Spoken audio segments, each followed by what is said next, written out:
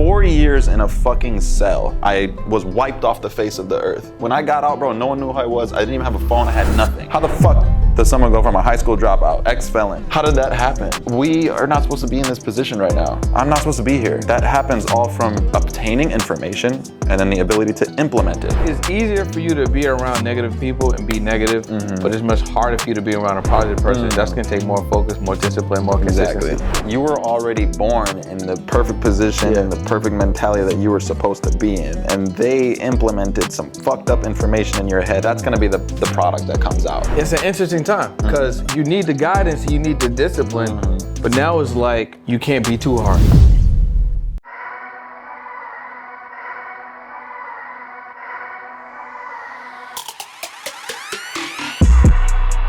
What's up, y'all? Welcome to another episode of the On the Pursuit podcast back in San Diego. Now, listen, our guest today is someone that, we've been talking to each other. It's been like a year. It's been like a year. I feel like it's been like a year back and forth. Our teams have been talking, yeah. Team's been talking. He told me today that I should have just called him. You know what I'm saying? That's the easiest way to get to me, y'all. So that's to tell y'all, listen, I know we used to send text. I know we used to send DMs. Yeah, don't be doing that. Sometimes you just need to pick up the phone. Yeah. I was driving today. All of a sudden, got a random number from I think it was Napa Valley or something. I'm like, okay, what's up? Hello? And it was like, hey.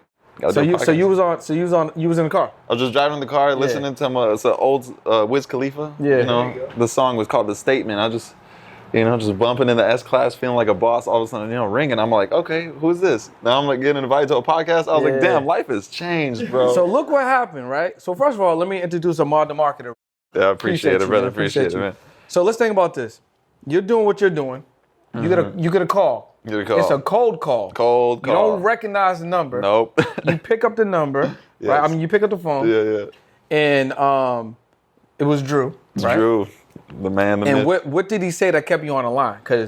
And then why did you pick up a number that you didn't know? That's actually a really good question because a lot of people struggle nowadays with cold outreach, right? They're like, man, how do I get someone that I want on the phone, right? I don't know how y'all got my number, but the main thing is get the number. Get the number, then you could just solicit the shit out of them. No, it's like, but I was like, well, he started telling me about Aaron, and I was like, okay, this is a familiar name, so maybe you guys use that strategy when you're cold outreach. Just use a familiar name that person might know.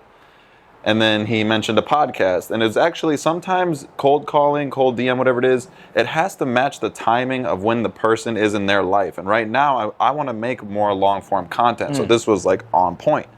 And that's exactly why I went through with the call and was like, hell yeah, let's meet up. Also, I remembered watching some of your videos, dope-ass vibe. I was like, bro, I got a link. You know what I mean? I know you're in LA as well. So I was like, the drive over.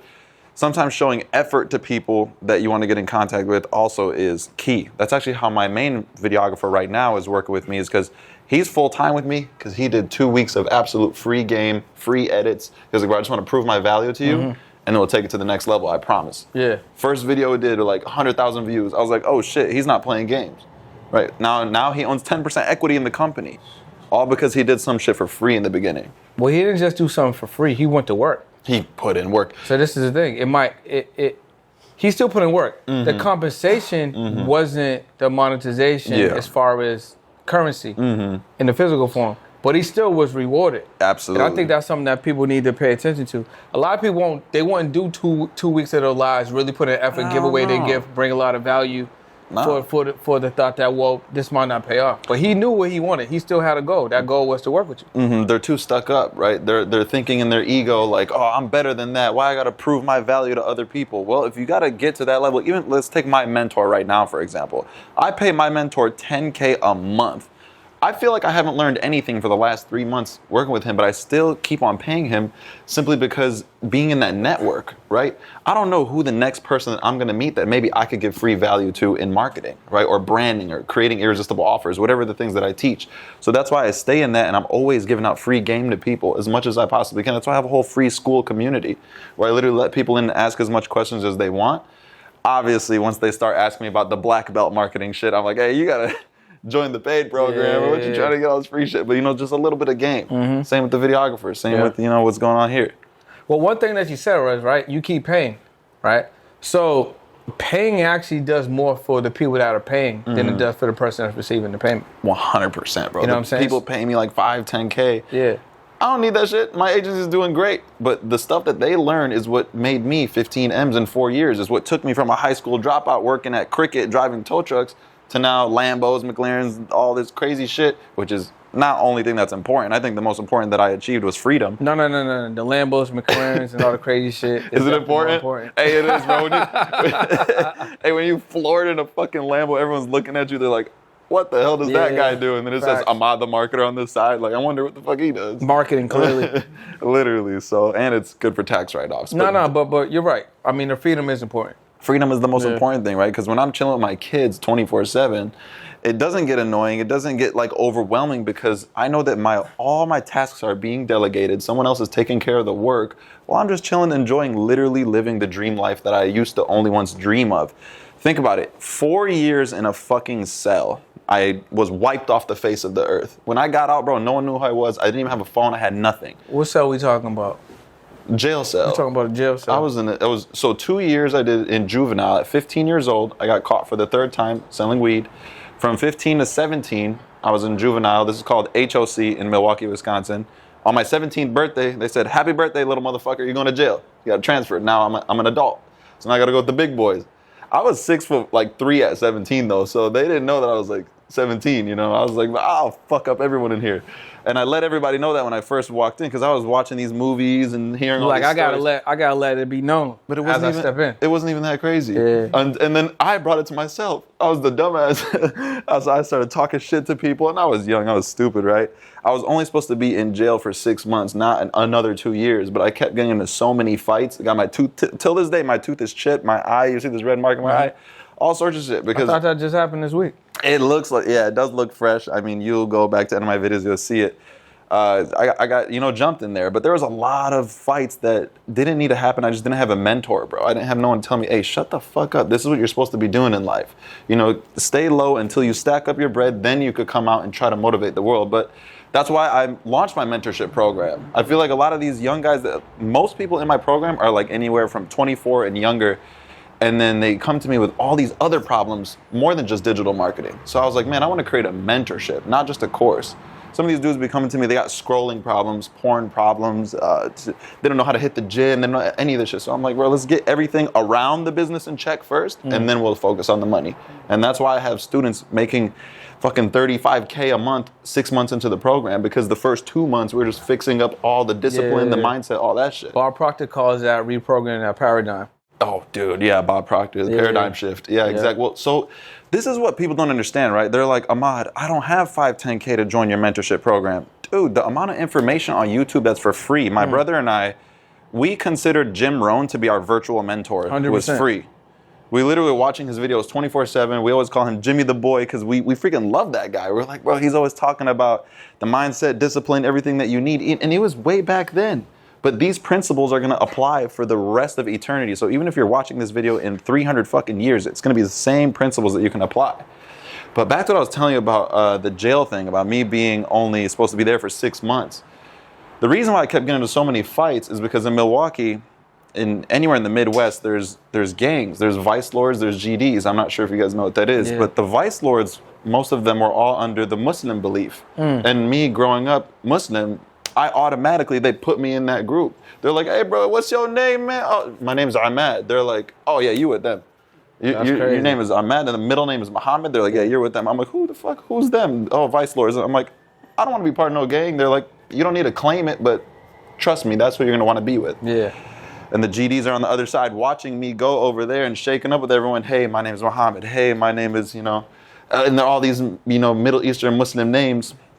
There's a lot of black dudes, but they all had Middle Eastern names. I don't know how the hell. But I'm like, bro, you guys just made that shit up. But anyways, I was just vibing with them, and then I felt like protected. I felt like I had a family for the first time because I got kicked out of my house when I was 15.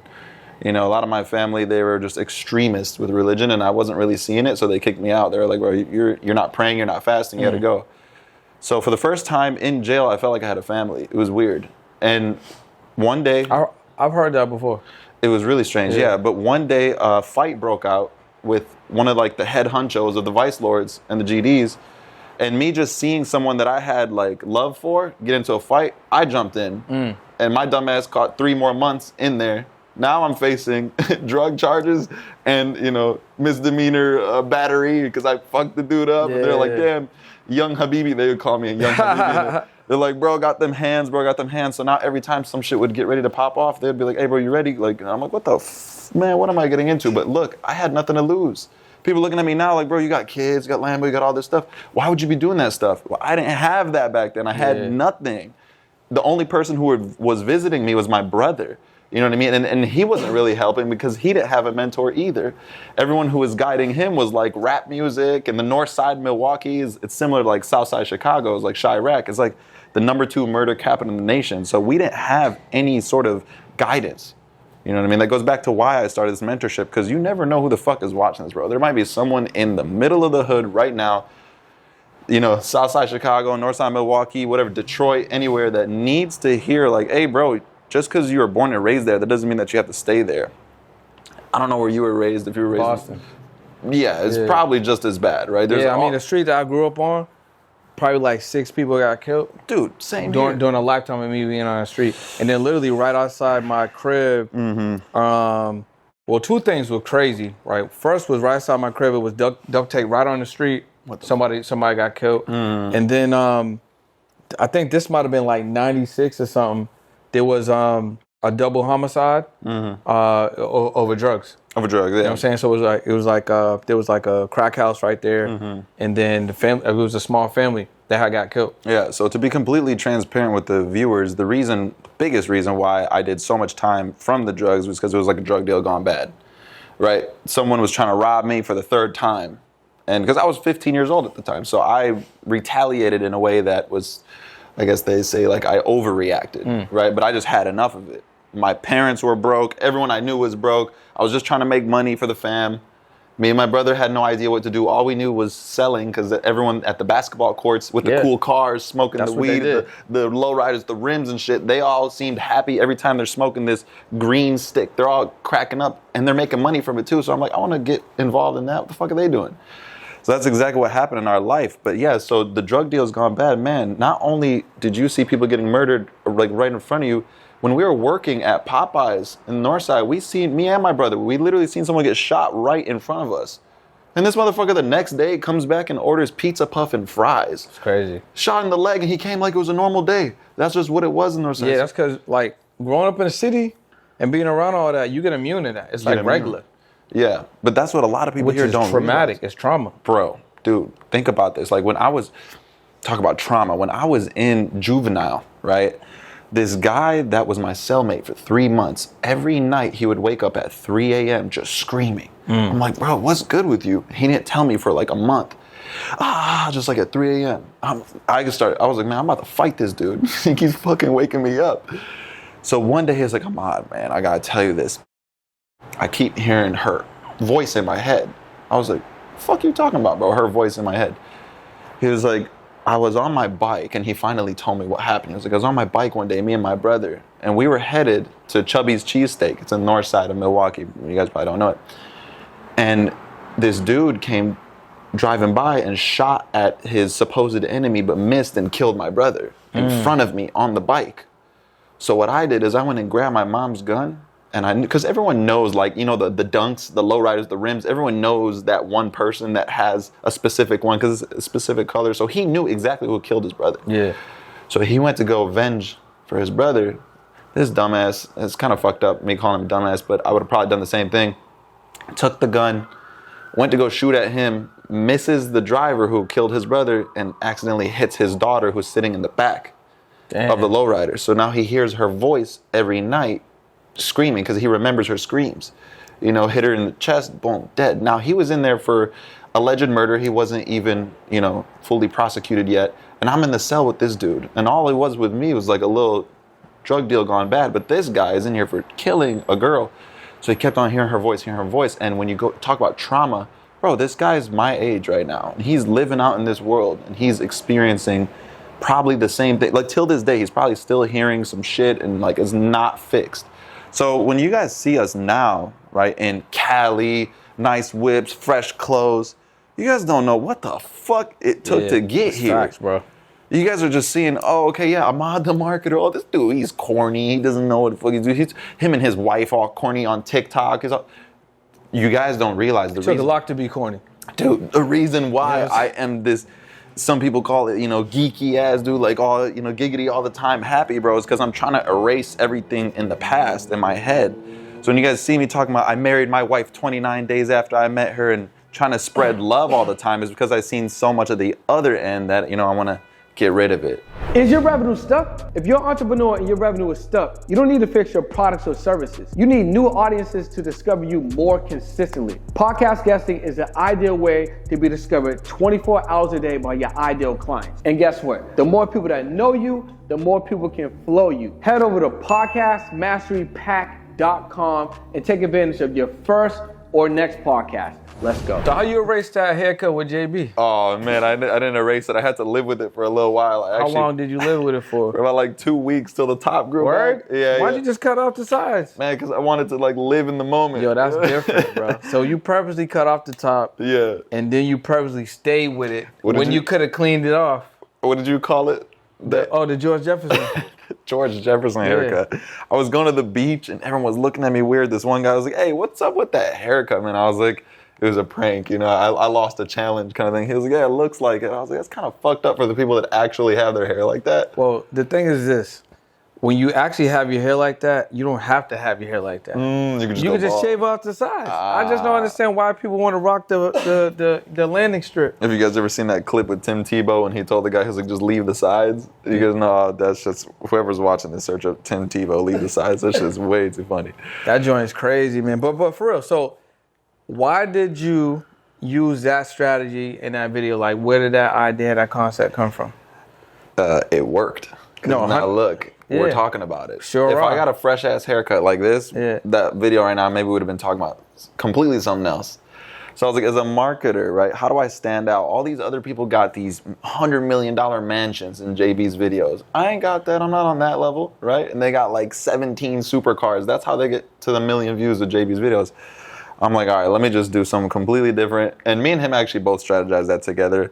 He was like, you're fucking crazy. You actually do that? Like, everyone's going to laugh at you. I'm like, dude, they've been laughing at me since day one. I don't give a fuck. I'm laughing on my way to the bank. Mm-hmm. You know what I mean? So it's like, every view that I get is a potential client that's going to either pay me for my marketing agency or my mentorship. So views is all day.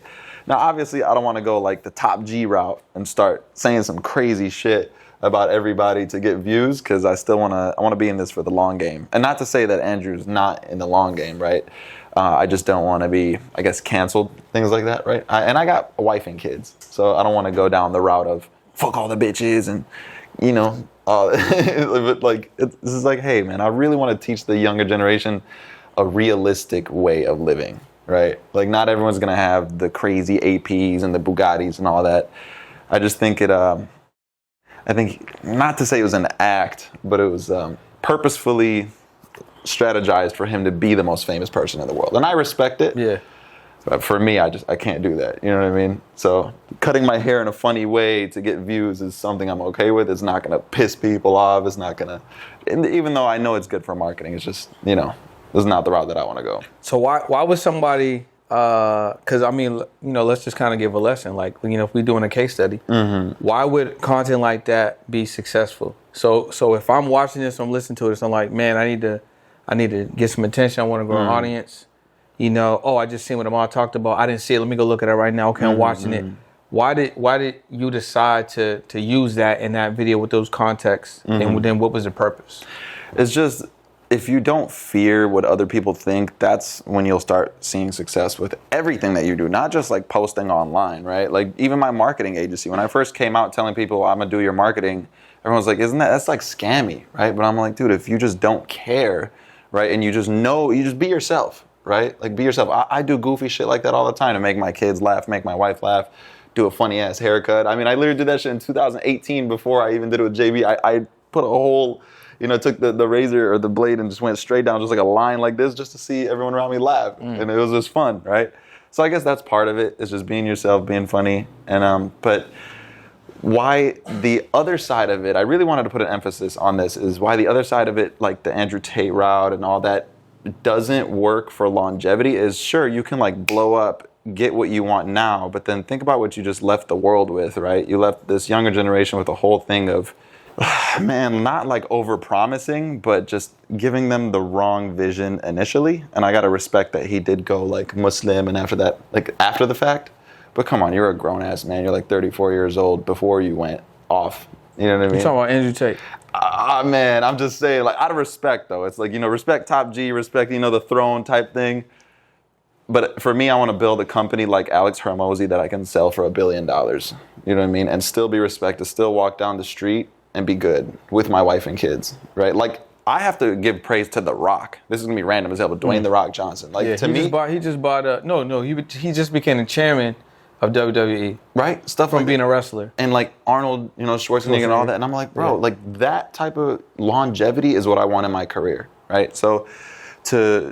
we know this, right? Like the fast results, they leave quick. 100%. Right? But if you build it slow, you build the empire, build it brick by brick, as Will Smith says. He says, if I'm gonna lay down a brick, it's gonna be the best fucking brick ever, like better than anybody. That's what I want to do.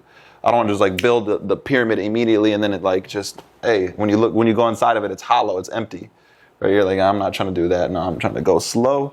That's why I'm doing like more long form now, right? Willing to do these type of things.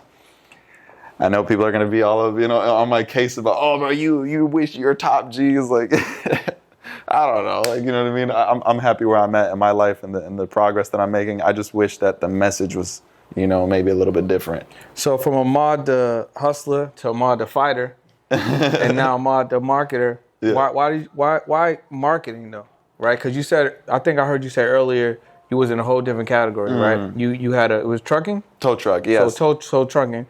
And then you had a problem to solve, which was getting attention, getting customers, right? So how did that lead to you getting more into marketing and ultimately having an agency? So that's actually a great question. The one thing I truly believe about this world is that if you know marketing, you could be successful in any industry. Like literally, like the towing industry, we're currently till this day is still making like 50, 60K a month from the towing industry, but we don't own one tow truck.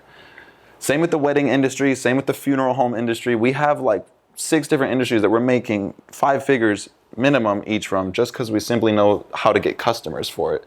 And then once you delegate the actual work, right? So like, hey, I'll use an example. And this is actually something I really didn't want to talk about. So I'm going to give you some free game, so pay attention. Let's just say right now someone searches up tow truck near me, right? An advertisement. We'll run an ad for it saying, we got a tow truck for you. We ain't got no fucking tow trucks. You hit us up, hey, I'm stuck on I-95. Okay, perfect. Boom. Got the information of the customer, name, number, email, type of car. Then you go find someone to do it for cheaper, right? Than what you told the customer it's going to be. You told the customer it's going to be $300, then you go find someone to do it for $80. You just made $220. Take $50 off for advertisement. Not really sure the math. What is that, like 170, something like that? Yeah, we had 170. That's in your pocket. Okay, take off another $20 to get a dispatcher. 150. Set. Now do that in the wedding industry. Now do that for funeral home. Hey, someone died in my family. Oh, bet. Not bet, but you know what I mean. Okay, how much, you know, it's going to be $3,000. Are you going to pay it? Is your life insurance going to pay it? Who's going to pay it? Oh, you know, they got insurance. Oh, actually, they have savings in their account that we'll use that. Bet. Okay, go find someone to do it for cheaper. So that is where the marketing part, like you can literally tap into any sort of industry. And then when you even get crazier and more granular with it, you find the actual funeral home and you tell them, hey, I'll just run your ads for you, right? This is some crazy shit. So once you start running that ad for them, you can now have access to their database. Now you have all those emails, all those phone numbers, all that stuff. You didn't pay for that. So when you take that information, you could sell it to life insurance. You could sell it to the next person that might pass away in their family. Now they know you better have life insurance for the next time. Start selling data, start selling information. And the amount of fucking information that I'm dropping here right now, you need to be paying attention. Yeah, y'all need to be paying attention to this because the data is the number one asset. Data. That's the number one asset. It's how Instagram got purchased by Facebook. Yes. It's literally how businesses. Do you know right now one of the most, I would say, like low brow businesses that's really running up right now is newsletters. Newsletters? What the fuck? So newsletters are being sold for 7 figures. What the hell are you talking about? Morning Brew got sold for 7 figures in 10 months. Wow. Right? Basically, we got a newsletter right now. Like you have one on marketing, right? And then you get the subscribers on it. Wow. So once you get, let's say, 100,000 subscribers on your newsletter, they're subscribing to that as if they're subscribing to like the daily news that used to physically come to the door. But why is this? Because they got the name, the number, the email? Now you got the name, number, email. You can then resell that to like, let's say, another company, right? Like venture capital. Yeah. Because they get the data. And it's a business already running, right? You said it. 7 figures. Venture capital. Yeah. I'm going to give y'all some game. Millionaire marketing game right here. We sold 15% of our digital marketing agency for $1.2 million. It was the biggest sale that I've ever done in my life. I single-handedly made the whole deal from A to Z happen. I'm going to give you guys the fucking blueprint to how I sold 15% of my company for a lot of money. Which way you look? You looking over there? You supposed to be looking right there when you get serious like that. This way you looking? Yeah, I'm looking right here. I just want to make sure. I'm looking into the soul of these humans, trying to explain to them that if you have a company doing anywhere from $5,000 to $500,000, $5 million a year, whatever it is, and you want to sell a piece of your company, this is exactly what you do. You go on this website called Fiverr.com. You search up data scrapers. You have that data scraper scrape information of angel investors and venture capital companies. They're going to give you their names, their emails, their physical locations, all the shit, right? You create then a pitch deck on Fiverr as well. Pitch deck is explaining the business. I'm about to get really fucking crazy with this. And then you email blast or SMS blast that whole entire pitch deck to everyone on your list, right? Here's the craziest part. Sometimes you don't even need to own that business. Yeah. As a marketer, you have clients that are making hundreds of thousands of dollars a month, maybe millions of dollars a month, right? Guess what you could do there? Holy fuck, I can't believe I'm giving you guys this shit for free.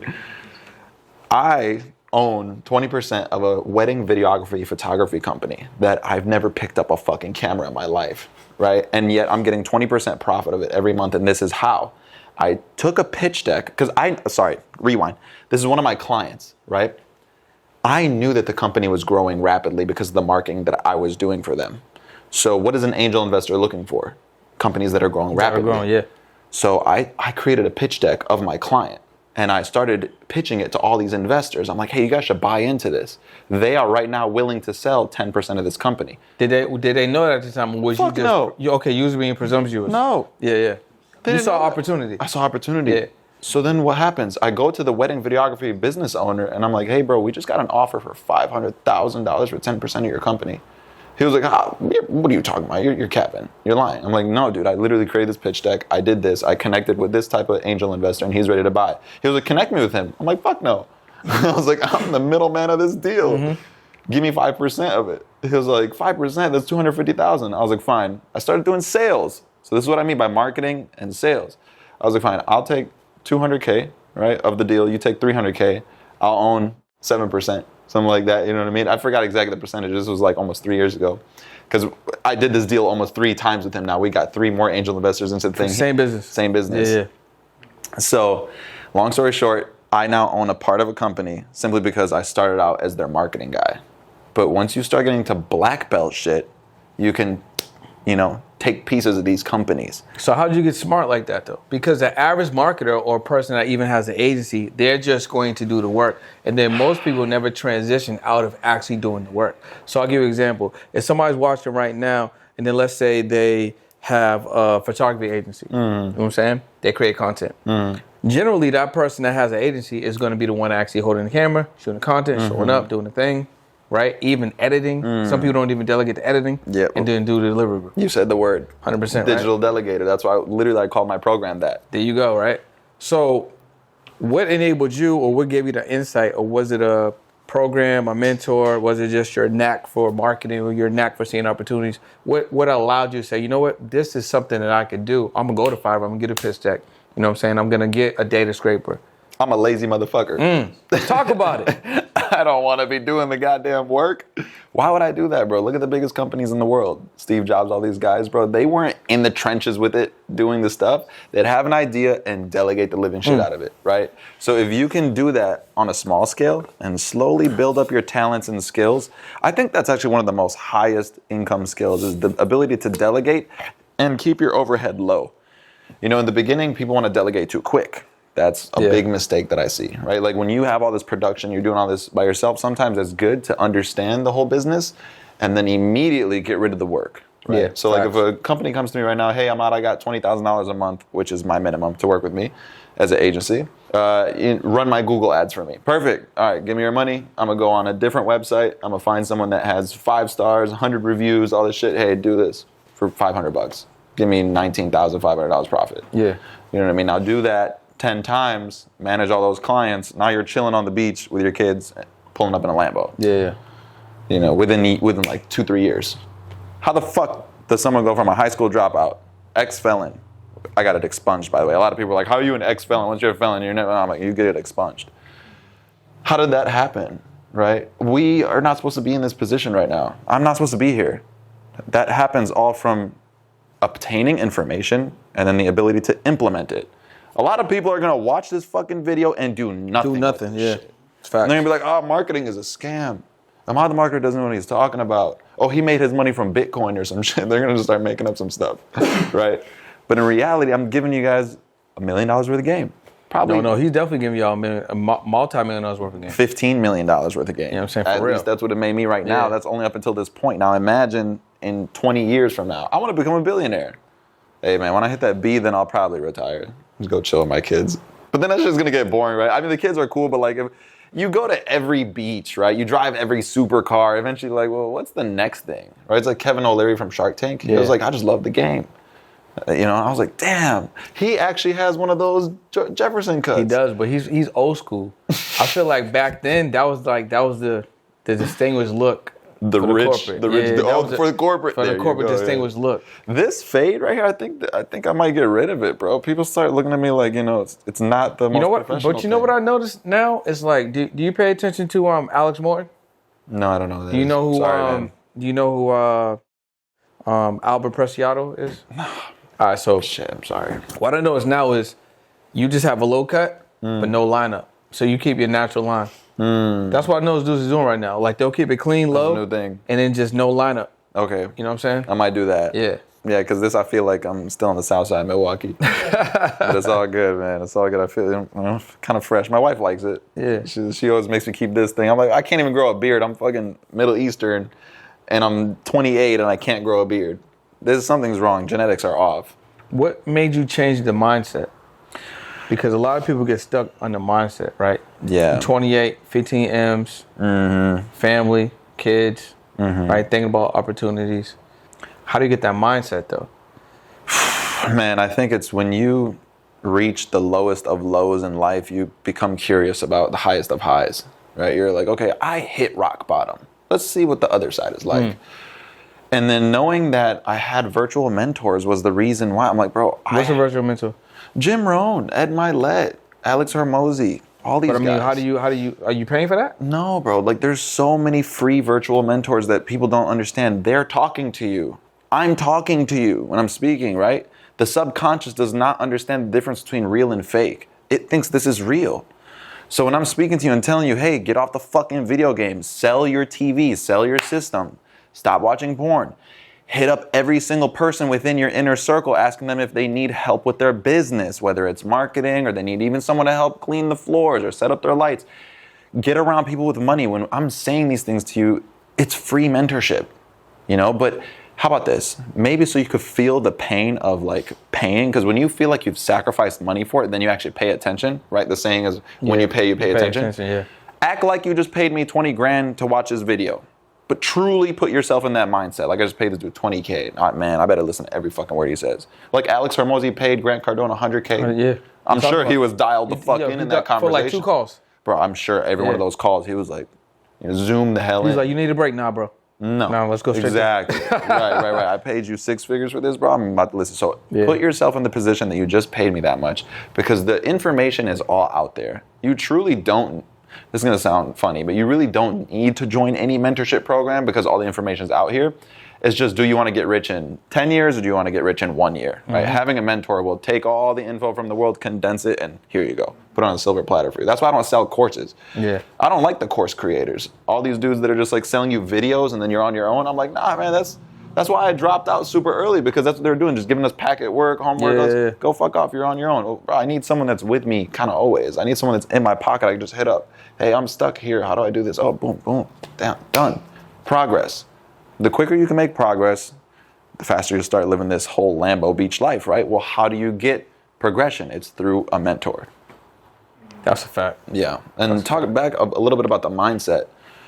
When you realize that you're just this little speck floating on this fucking ball, you start to realize, like, well, why don't I just go for the highest thing possible? Yeah, fuck yeah, I want to be a millionaire. I want to be a billionaire. You know what I mean? I want to do it all. I want to have kids in my 20s. I want to be a millionaire in my 20s. I want to do all of that shit now.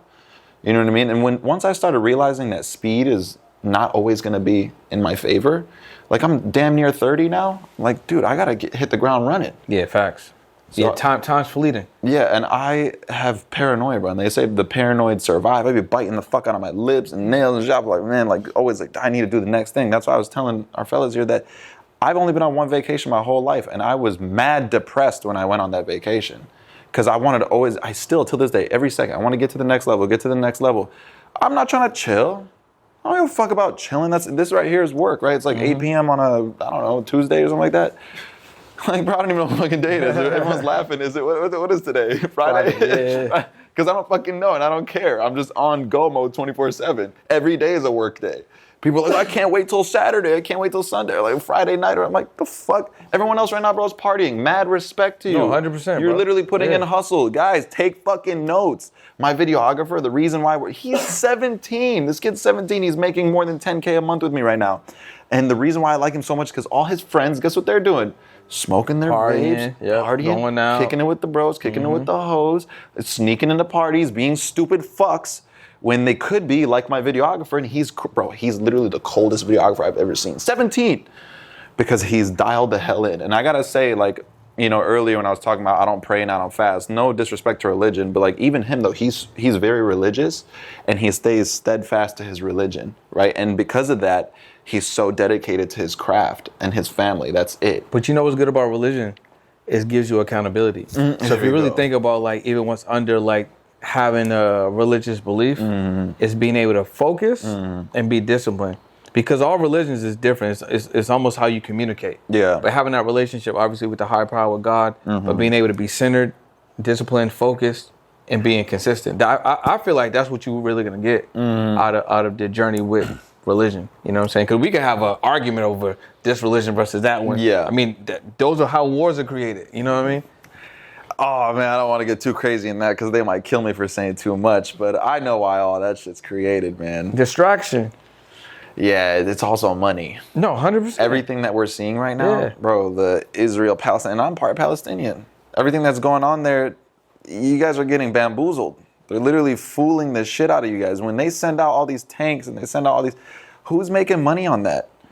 Why is the stock market for the military equipment just shooting through the roof? You think the government didn't know that was going to happen prior before they sent out? So what stock were they buying before they sent them out? Yeah.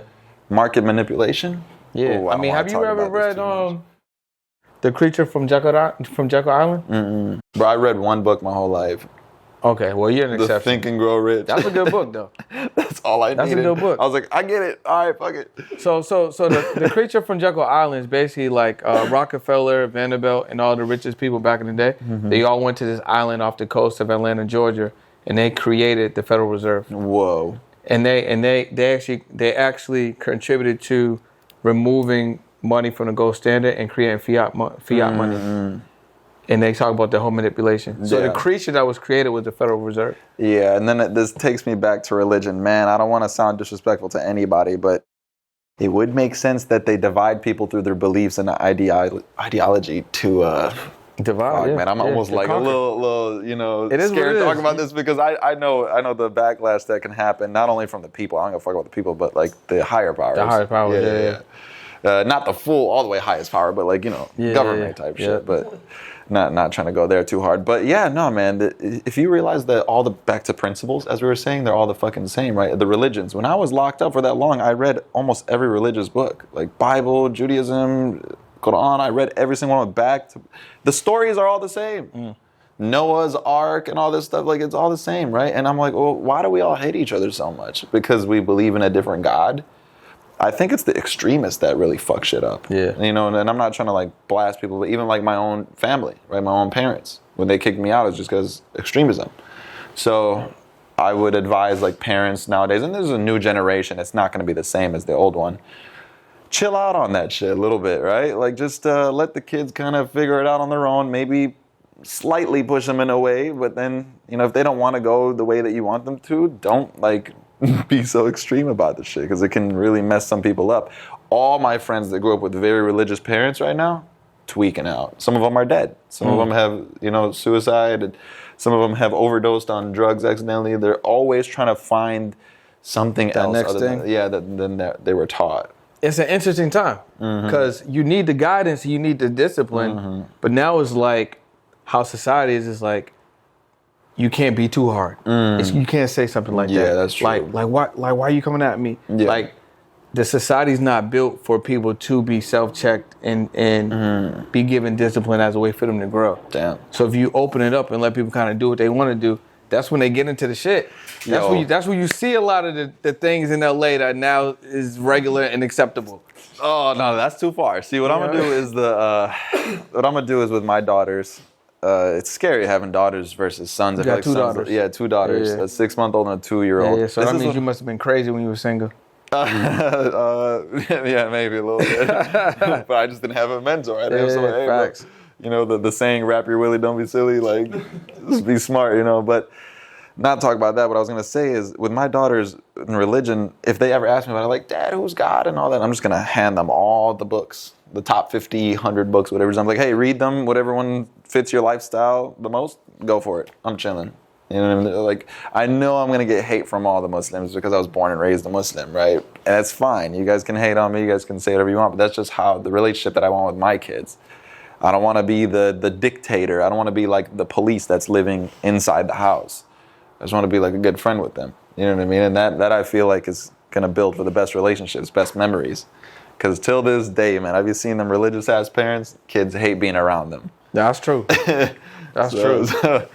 And friends hate being around them too. Bro, man, this doesn't sound fucked up, but some of my Muslim friends, I don't like hanging out with them because if I cuss, if I talk about "wrap your willy, don't be silly," they're like, no, bro, you can't say that shit. Like, man, fuck you, boring ass motherfucker. Like, yeah, I'm out. I'm gonna go hang out with someone that's not as wild, not as uptight. Yeah, because then even when you start talking about business, right? They're like, oh, you can't take interest out. You can't do, you know, certain methodologies in business. I'm like, I'm all right, bro. I'm about getting money, you know, staying healthy, staying happy. That's the only thing I care about right now. All that other spiritual voodoo stuff, I'm not too interested in it. You know what I mean? So it is what it is. But we're evolving as humans. I'm thinking about like 1,000 years from now, we're going to look back and be like, we believed in what? We believed in flying horses coming down with books and stuff? Oh, wow. Man. They didn't have movies back then to entertain them. No. They actually had to go outside.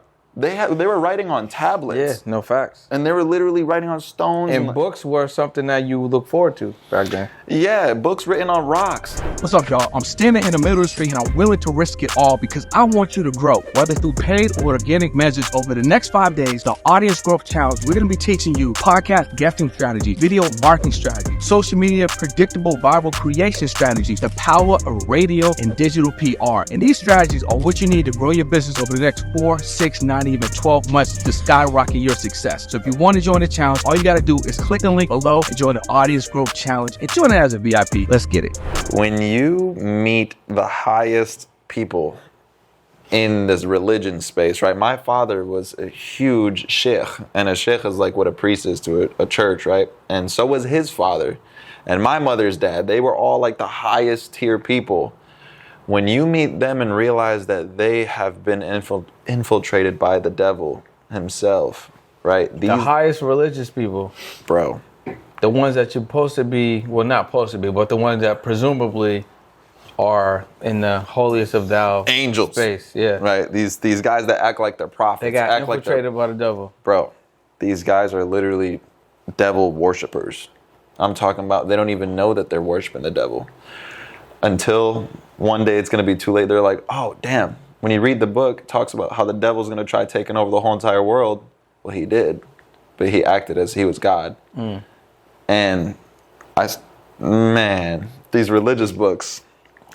Look, when I was with the sheikh, one of the top sheikhs in the nation, right? He came to visit the jail.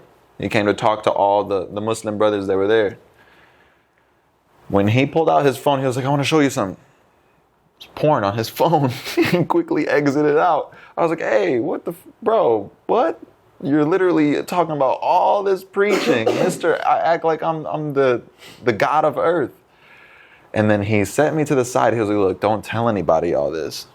But we know as Freemasons, so it turns out he was a Freemason. And they know some shit about the world and the way that kinetic energies work. He was talking about how religion was created by the devil to separate. Because what is a real God, right? God is one, right? Humans, you guys don't understand this. We are all one right now. It sounds fucking corny, but we're made from the same exact, right, cells. We live on this one planet. If you keep zooming out, it's all just one. So how do we separate them? Can we separate them through skin color and all that shit? Yeah, sure. But what's the most effective way of separating them? Is their ideology, the way they think. What did the devil say he was going to do? Separate all the humans and make them go against each other. What is religion? You know what I mean? That. What is the government? We already know the government. Just look on your dollar bill. What the fuck is the Egyptian pyramid doing on the American dollar bill? 100%.